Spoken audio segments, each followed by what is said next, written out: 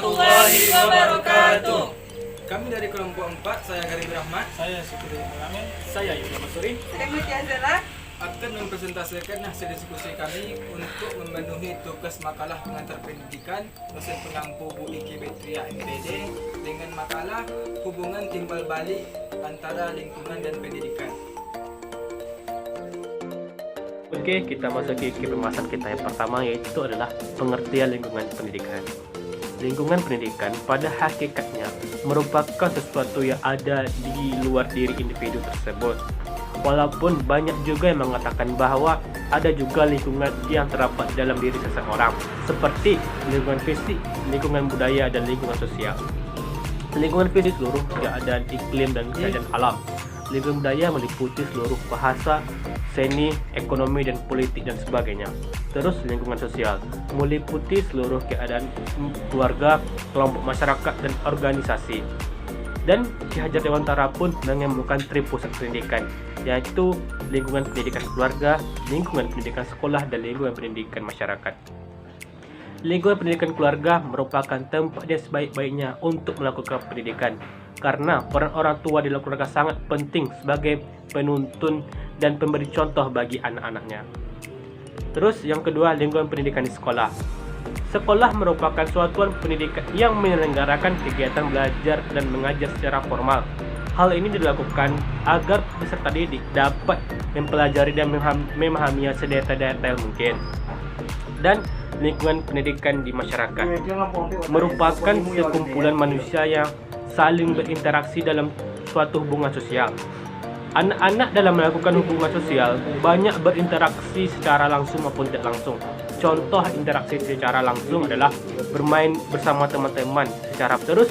Contoh interaksi secara tidak langsung adalah anak-anak melihat kejadian yang dipertontonkan oleh masyarakat di sekitarnya.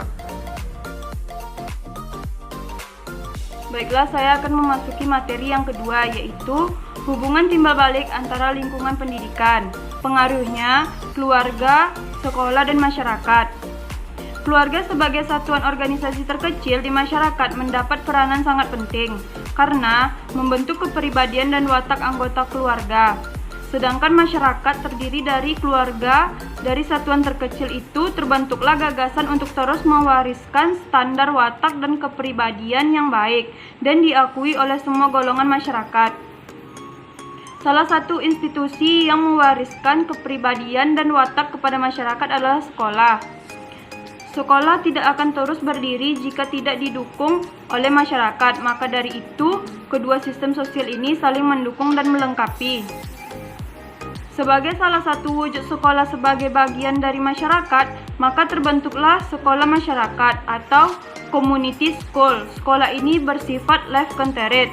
Yang menjadi pokok pembelajaran adalah kebutuhan manusia, masalah-masalah, dan proses-proses sosial dengan tujuan untuk memperbaiki kehidupan dalam masyarakat. Masyarakat dipandang sebagai laboratorium di mana anak belajar, menyelidiki, dan turut serta dalam usaha-usaha masyarakat yang mengandung unsur pendidikan. Menurut Okbom, fungsi keluarga itu adalah fungsi kasih sayang, fungsi ekonomi, fungsi pendidikan, fungsi perlindungan atau penjagaan, fungsi rekreasi, fungsi status keluarga, fungsi agama. Pengaruh sekolah terhadap keluarga dan masyarakat. Semakin luas penyebaran produk sekolah yang diikuti peningkatan kualitas akan membawa pengaruh positif bagi perkembangan masyarakat. Sekolah merupakan lembaga investasi manusiawi. Manusia adalah subjek perubahan, perkembangan, dan kemajuan, sehingga kualitas manusia berpengaruh dalam memajukan segi-segi kehidupannya. Pengaruh pendidikan sekolah terhadap perkembangan masyarakat, yaitu mencerdaskan kehidupan bangsa. Assalamualaikum warahmatullahi wabarakatuh. Perkenalkan, nama saya Lia Meliana.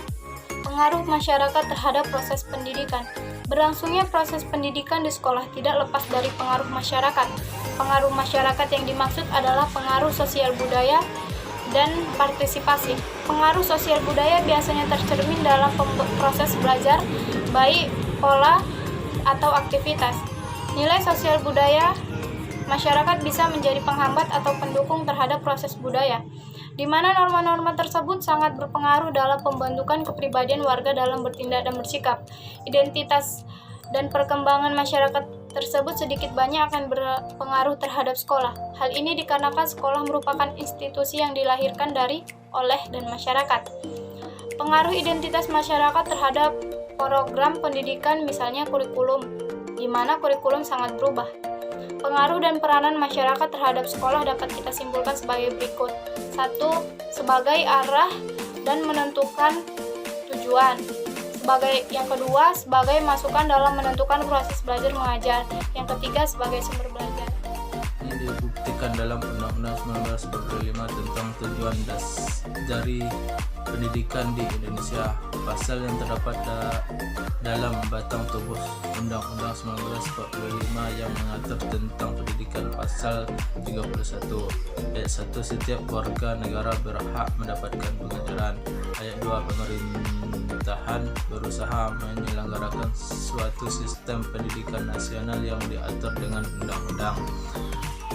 Pasal 3 dari UUDP menyebutkan bahwa tujuan pendidikan dan pengajaran nasional Indonesia adalah membentuk manusia sosial yang cukup dan warga negara yang demokratis serta bertanggung jawab untuk kesejahteraan masyarakat dan tanah air. Rumusan tujuan pendidikan itu terdiri atas 2 bagian, yaitu tujuan individual, yaitu membentuk manusia susila yang cukup. Tujuan kemasyarakatan, yaitu membentuk warga negara yang demokratis serta bertanggung jawab atas kesejahteraan masyarakat dan tanah air. Demikian, maka setiap warga negara Indonesia harus susila, cakap, demokratis, dan bertanggung jawab atas kesejahteraan. Assalamualaikum warahmatullahi wabarakatuh. Saya Robi Berzal dari kelompok 4 akan mempresentasikan materi saya, yaitu tentang mencetak warga masyarakat yang siap dan terbekali bagi kepentingan kerja. Kali ini saya akan menjelaskan bagian di lingkungan masyarakat. Untuk terjun di dunia kerja, pastinya setiap orang memerlukan persiapan tertentu yang diperlukan di lapangan kerja. Persiapan itu diantaranya adalah 1. Pengetahuan, 2. Keterampilan, 3. Sikap. Persiapan tersebut disiapkan tentunya ada maksud dan tujuan tertentu, yaitu melahirkan sikap positif dan konstruktif untuk masyarakat.